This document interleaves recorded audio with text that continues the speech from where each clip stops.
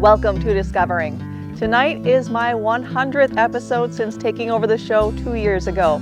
I had plans for something special for tonight's show, but I have too many other stories to tell, so that one will have to wait. So tonight we take a look at the Youth Conservation Corps, a summer work program in the Ottawa National Forest. Then we learn how to trap turtles, and bird season is just around the corner, so I have a grouse season preview from the DNR. So sit back and relax, it's Monday night and it's time for Upper Michigan's very own Discovering. The secret streams that flow beneath the cliffs of colored stone. Forest thick and healthy with birch and pine and oak. Surrounded by the greatest lakes this world has ever known. The black bear's awesome presence as he roams the hills and fields. Call of the timber wolf, the loon's lonesome trill. The eagle soaring high above, the trout lies deep and still. These are what I treasure, the only way I measure feelings that I have for this fine land. There is so much to discover when you're a long-time lover of northern Michigan.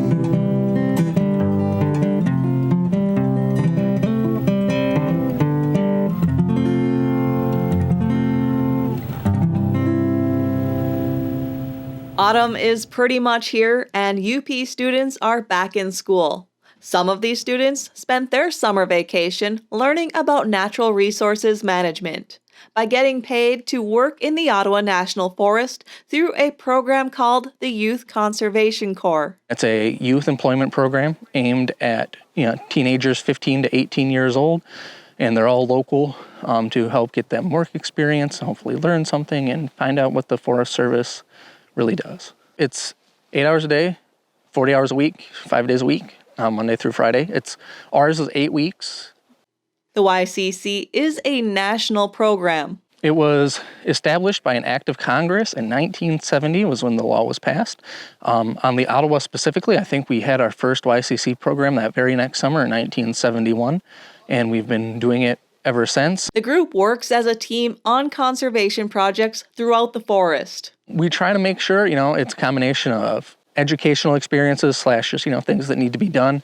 We try to get them out with a variety of the different programs. I've been working with the timber a little bit. I've been doing recreational work, clear trails and hiking trails and stuff. What's been your favorite thing that you've done this summer?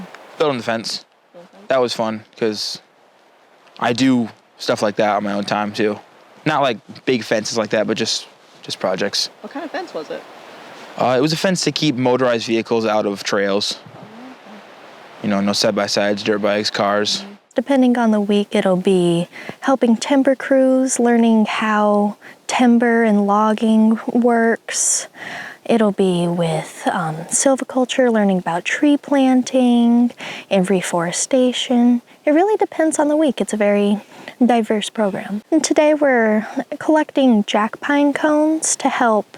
There's an endangered species of bird that really needs jack pines, so one of our local nurseries grows jack pine trees to help the endangered species. Kirtland's warbler is a species that's mostly down in lower Michigan, but there have been some studies that have found a few here and there in the UP. Specifically, I think we're on state land right now, and our state partners, they've found a few here and there, so they've kind of given us rein to come in here and collect cones so that we can increase the warbler habitat in the UP. Jack pine used to be really fire dependent for regenerating trees, and everyone kind of decided we don't like big, large wildfires, coming through uncontrolled.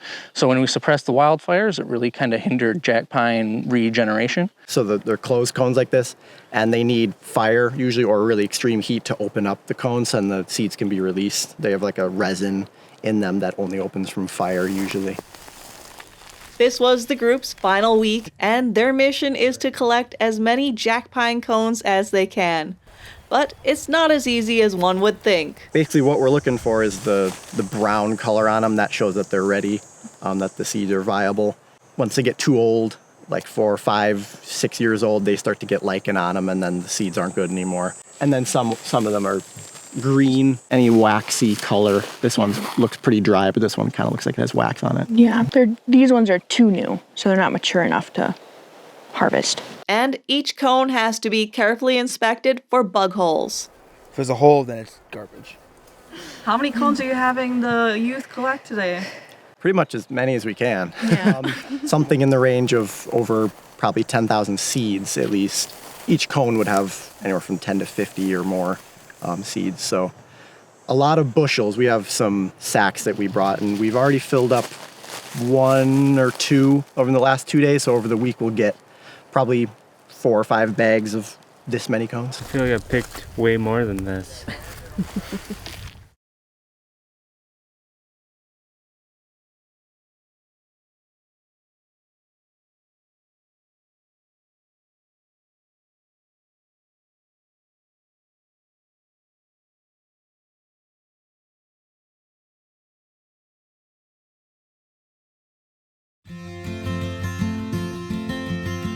I decided to join the YCC because I'm looking to try and get into the forest fire service later.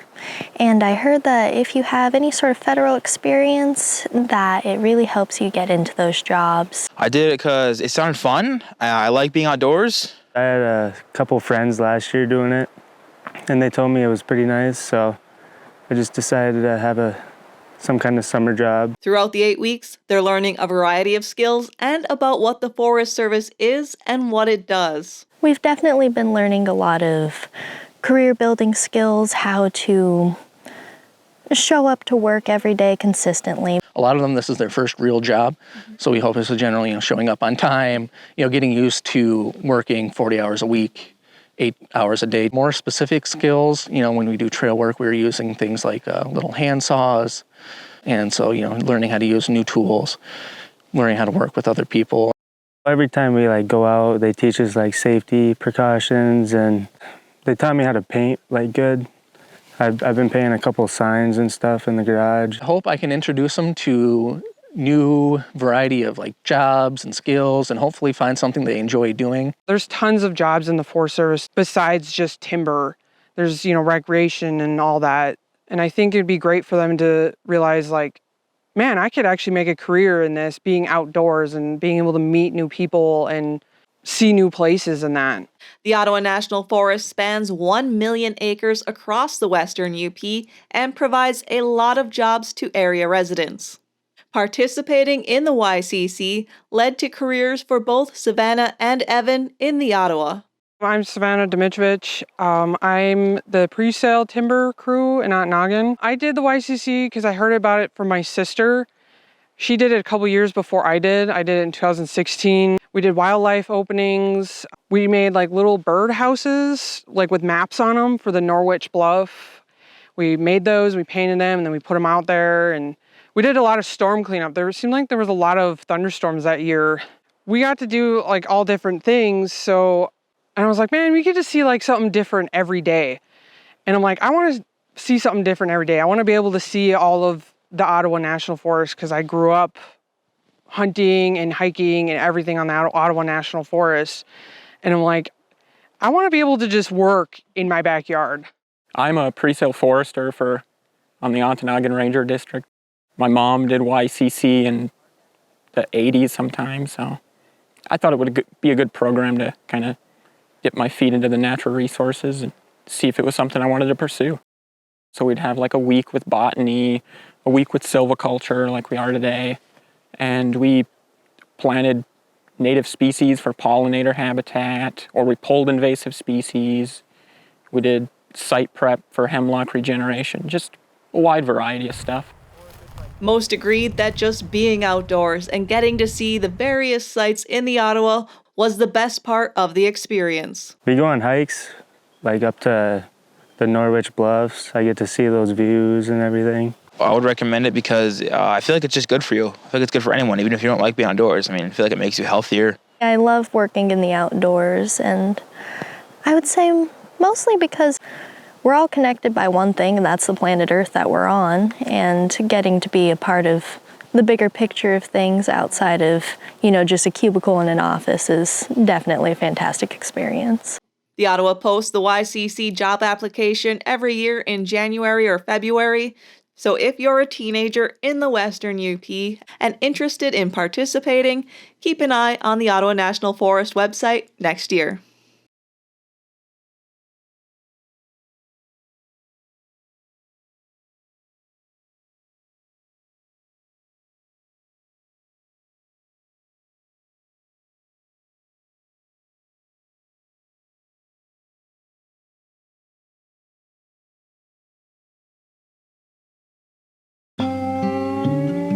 The common snapping turtle is one of 10 turtle species found here in Michigan and is by far the biggest and baddest. Known and named for their powerful jaws, snapping turtles are recognizable for their rugged muscular build, rigid upper shell, and large bear-like claws. Snapping turtles reach up to 35 pounds with shells up to 20 inches in length. And snapping turtles are a necessary ingredient for turtle chowder. When you do a chowder, it probably takes 2 good-sized turtles just to do a nesco of chowder, I put in 8 pounds of potatoes and 6 pounds of carrots in there, and, it makes it go further to turtle that way. Roy Dahlgren is president of District 3 of the UP Trappers Association, and he makes turtle chowder once a year for their trappers meeting.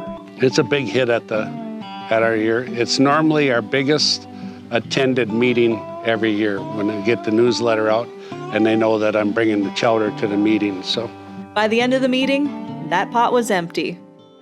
Roy invited me out to check his turtle traps with him and his friend Bob, which there were 3 traps to check, and that is the legal limit of traps you can have. Well, we're out turtle trapping and we're in Perrinville area in the UP, central UP.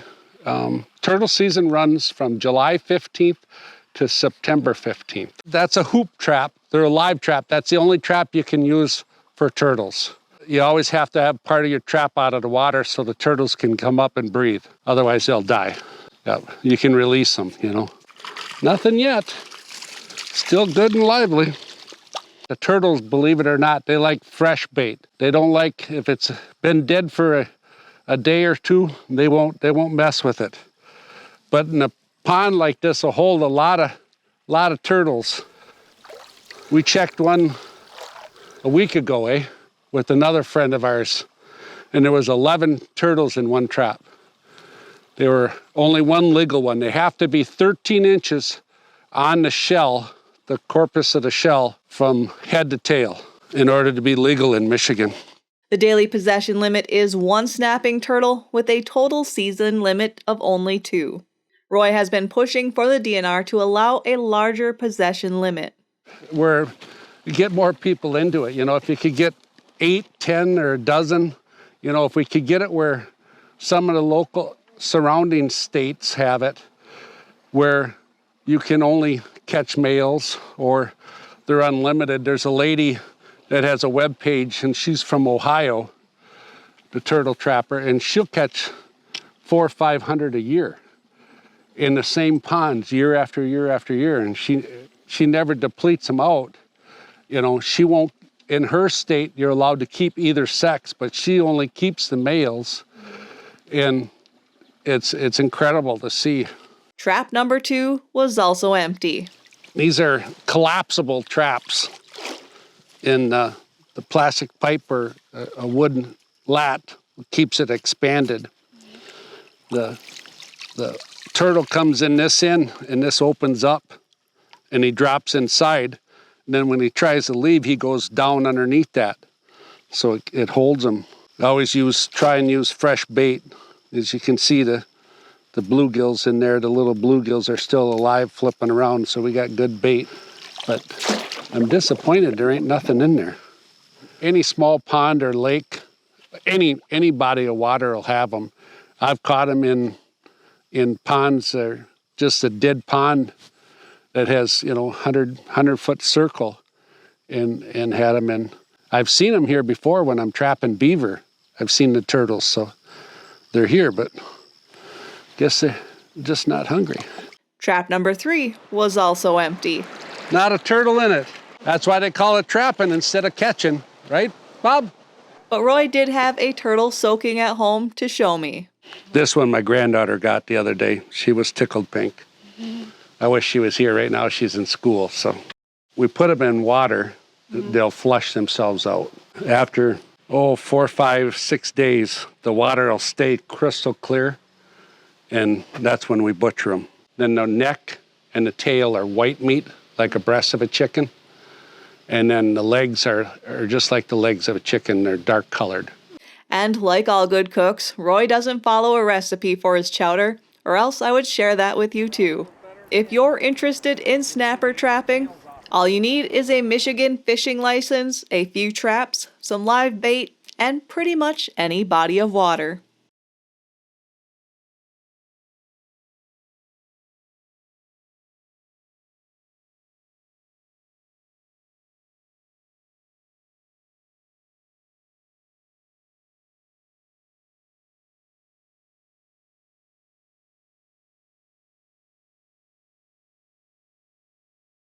We are less than a week away from the opening of what we call bird season here in the UP. Ruffed grouse and woodcock seasons begin on September 15th. And don't forget the fall turkey season starts the same day and squirrel hunting opens up too.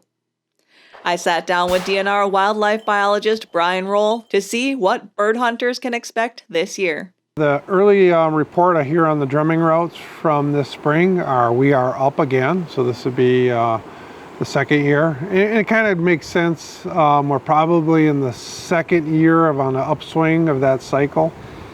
So not a surprise. I don't have the final report to share with anybody at this time, but that is coming soon.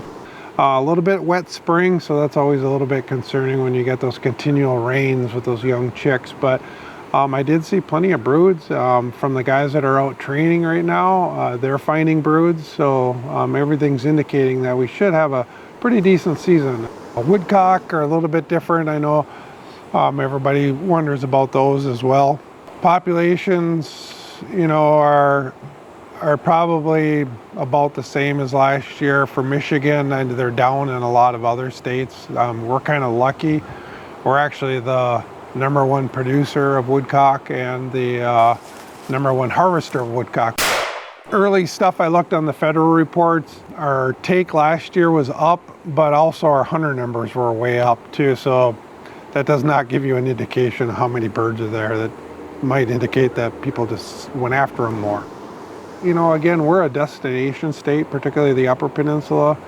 We're the #2 producer of ruffed grouse in the country. We got those grouse enhanced management areas, the GEMs, that are very popular. I don't recommend those for locals on the weekends because I've tried to use them and they're just full, which is great. They see hunters out there and stuff, but there's so much habitat and so much cover in the UP. You really don't have to rely on those. If you're a first-time hunter, those are great because you can see what good habitat looks like. We've got good marked trails, so you're not going to get lost. And you could go check those out and then look for the same habitat somewhere else. Basically really thick young aspen. If you got a wet edge or a swamp edge, it's even better yet. They really seem to like that, particularly the woodcock. Woodcock will use areas a little bit more open than grouse. You can find grouse all over. You can find grouse out in the hardwood. But if you're really going to go looking for them, you want that young 10 to 15-year-old aspen, real thick, hard to walk through.